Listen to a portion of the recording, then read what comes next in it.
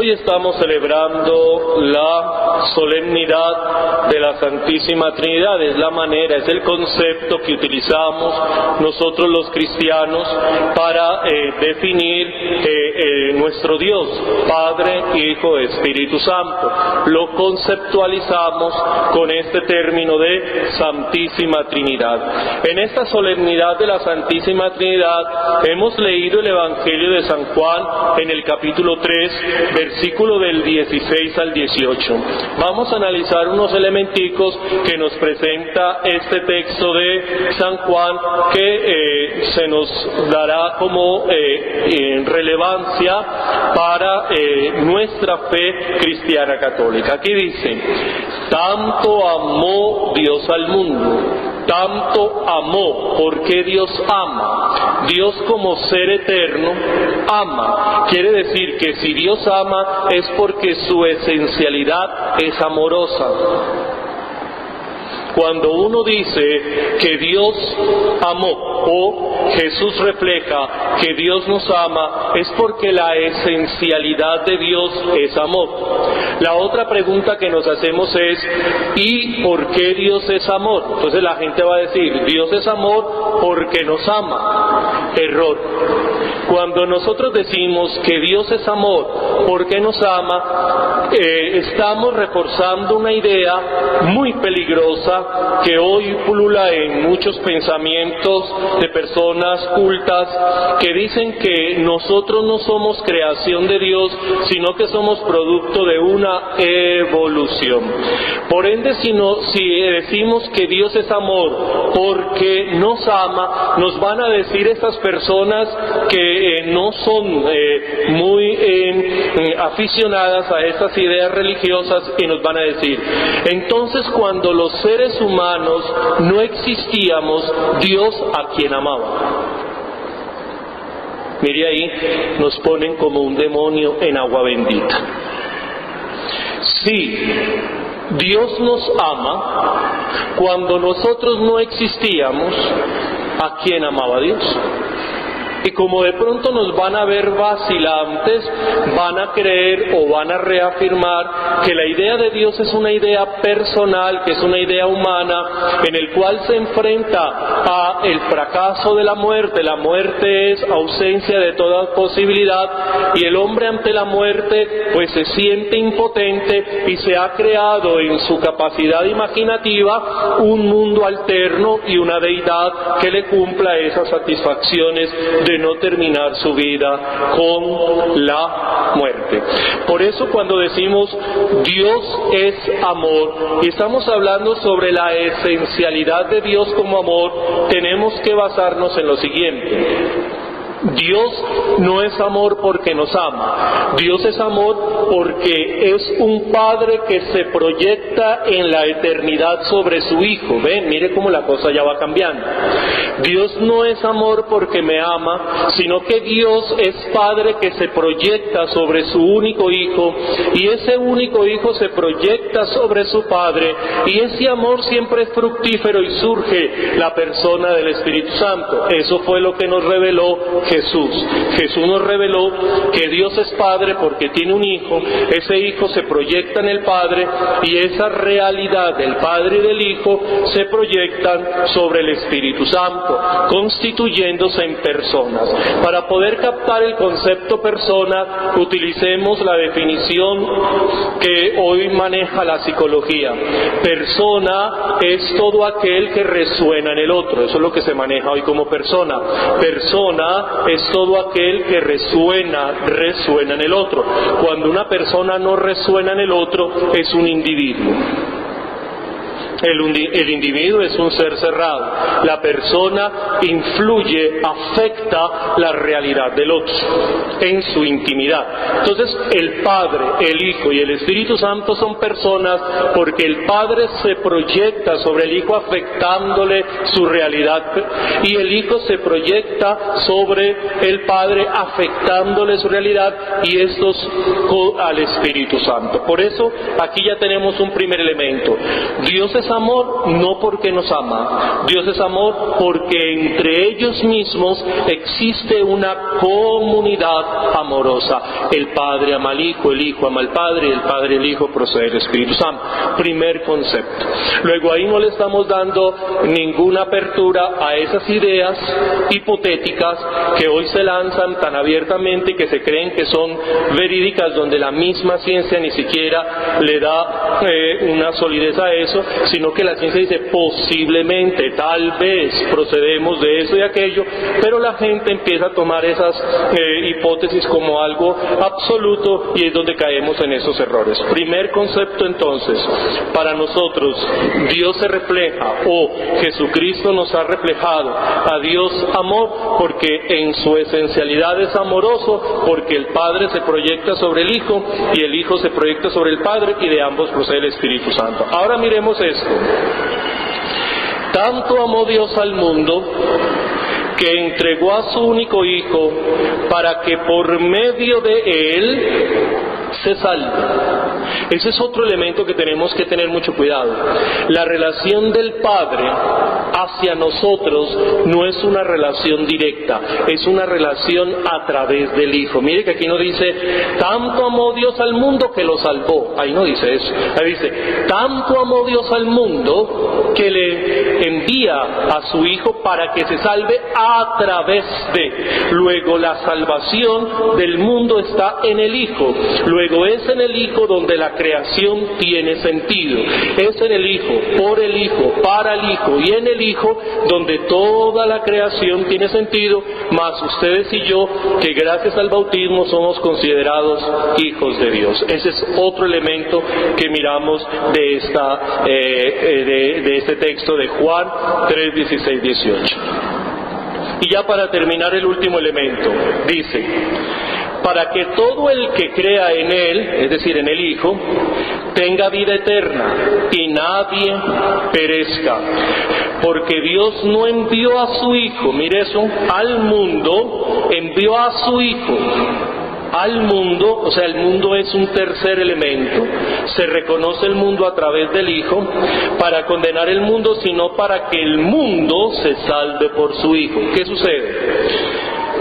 Aquí existe algo que me parece muy hermoso del cristianismo, y yo creo que no se ha dado la fuerza necesaria, es la libertad. Una cosa que nosotros tenemos, y que Dios es grande porque respeta la libertad humana, es que ustedes y yo siempre nos salvaremos siempre y cuando aceptemos de manera libre, consciente y responsable el seguir o no lo que Dios nos ha revelado. Eso es una cosa extraordinaria. Por ende, la gente que dice, es que Dios te está condenando, es que si usted hace lo que Dios quiere, pues Él te bendice, y si tú no haces lo que Dios quiere, su palabra te condena. Eso, por Dios bendito, eso ya no tiene solidez a partir de la revelación de Jesús. Mucho menos esa idea de que usted está pagando la culpa de su abuelo o su tatarabuelo, o que nosotros vamos a cargar con las culpas de nuestros padres. Por Dios bendito, eso es una mentalidad del Antiguo Testamento. Eso sí existe en el Antiguo Testamento, porque el Antiguo Testamento no tiene el concepto de resurrección y de infierno. El Antiguo Testamento considera que esta vida espacio-temporal es la única para pagar todas las culpas. Entonces, una persona que ha sido mala y que no ha podido pagar en esta vida sus culpas, pues obviamente lo va a asumir sus hijos hasta la cuarta generación, mientras que lo que nos refleja el Evangelio, lo que nos dice nuestro Señor Jesucristo, es que cada uno es libre para elegir lo que quiera, o lo bueno, lo que le convenga o lo que no, es libre, pero la responsabilidad es solo de esa persona en cuanto cuando muera, o resucitará o se condenará. Ahí es la diferencia entre el Nuevo Testamento y el Antiguo Testamento. Porque hoy hay un libro, por ejemplo, mucha gente dice, ¿qué le pasa a la gente? ¿Cómo es? ¿Por qué le pasan cosas malas a la gente buena? Qué bobada, qué pregunta tan boba. Pero eso vende. Y la gente, que pesar, se pone a leer esos textos. Ay, sí, es que mi papá, es que mi mamá, es que mi tatarabuelo. Ay, sí, es que mi abuelo que me maldijo. Ay, por favor, Dios mío, estamos en el siglo XXI, no en la Edad Media. Que eso le hayan dicho a nuestros abuelos, qué pecado, nuestros abuelitos que llegaron hasta cuarto de primaria, si es que llegaron, y pues les digan esas cosas, pues claro, se comen las uñas. Pero ustedes y yo, que podemos leer, estudiar, confrontar, analizar, que nos digan esas cosas, y más con un mensaje tan concreto como lo tenemos en el Nuevo Testamento, es ridículo. Lo que nos está planteando el Evangelio de Juan 3:18 es: somos libres, y la manera como usted maneje esa capacidad de elegir entre una cosa y la otra es lo que o lo salva o lo condena, pero es usted. Y mire que esa es la realidad más difícil que tenemos los seres humanos. Lo más difícil es construirnos como personas. Lo más difícil que tenemos como seres humanos es elegir. Por eso nos inventamos esos dioses, esas deidades que nos castiguen o esas deidades que nos bendigan, porque somos tan cobardes en asumir nuestra propia libertad que queremos que otro asuma la culpa. Entonces, ay, es que Dios, por algo me está pasando esto. ¿Qué será lo que Dios me está mostrando? Por favor. Esas son expresiones que uno escucha constantemente. No, amarre los pantalones y mire a ver qué es lo que está pasando y qué es lo que tiene que modificar. No, por algo yo no conseguí ese trabajo. Oigan, usted es un incompetente, mire a ver. ¿Qué pasó? Si no tiene el perfil, entonces prepárese. ¿O qué pasó? Si hubo una rosca por ahí, ¿qué hubo? ¿Qué pasó? ¿Usted por qué no alcanzó eso? Pero no diga que por algo Dios, no. Eso es huir de la realidad, eso es escapar de la realidad. Somos libres y como tal nos tenemos que enfrentar, y yo tengo que reconocer que hay unas responsabilidades que están a mi alcance, pero hay otras realidades que no están a mi alcance, porque yo no soy un ser aislado sino un ser social, y como ser social también estoy involucrado en unas eventualidades que muchas veces no dependen de mí. Otros toman decisiones, otros dicen cosas, otros hacen que las circunstancias se vayan dando, y eso entonces también yo tengo que evaluarlo, lo que yo puedo hacer a mi alcance, pero también lo que me circunda. Por eso lo que decía Ortega y Gasset: yo soy yo y mis circunstancias.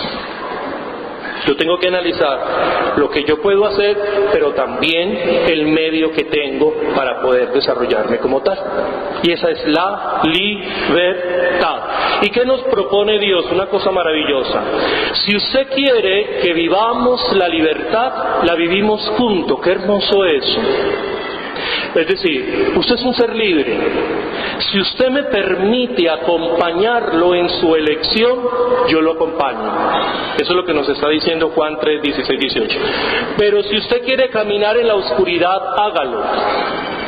Usted también lo puede hacer. ¿Cuál es la diferencia? Que mientras usted va caminando en su oscuridad, Dios se va a Home Center y se compra una Reclinomatic y espera que le traigan su almojábana con un rico café, le espera que le traigan sus uvas, espera que le traigan unos huevos revueltos bien ricos con una arepa y su queso, y él es acostado en su Reclinomatic con su lámpara, mientras que usted es caminando en su oscuridad. ¿Ve la diferencia? Él espera que usted voltee y se dé cuenta dónde está la luz. Pero si usted quiere seguir caminando a oscuras, hágalo. Él estará acostado en su Reclinomatic. Pero si usted no quiere estar con él, déjelo. Pero él tiene la lámpara, él no le va a dar la lámpara. He ahí la diferencia. La lámpara la sigue conservando él, Dios.